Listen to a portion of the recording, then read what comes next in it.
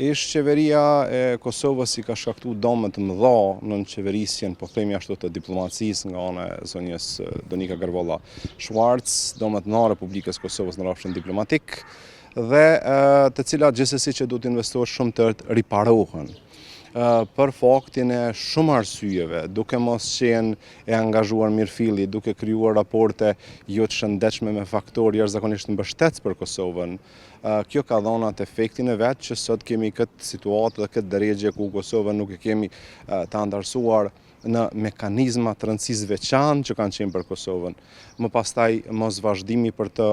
antarësuar në Interpol ka qenë pjesë e një angazhimi që nuk është dashur të jetë në atë formë siç ka qenë. Pra synimet e Kosovës për antarësim në organizata ndërkombëtare duhet të jetë edhe shpresoj fuqishëm që në qeverinë e ardhshme të jetë prioritet i rëndësisë veçantë, duke nisur nga fakti që përmes antarësimit në këta mekanizma ndërkombëtar, Kosova faktorizon prezencën e vet në arenën ndërkombëtare.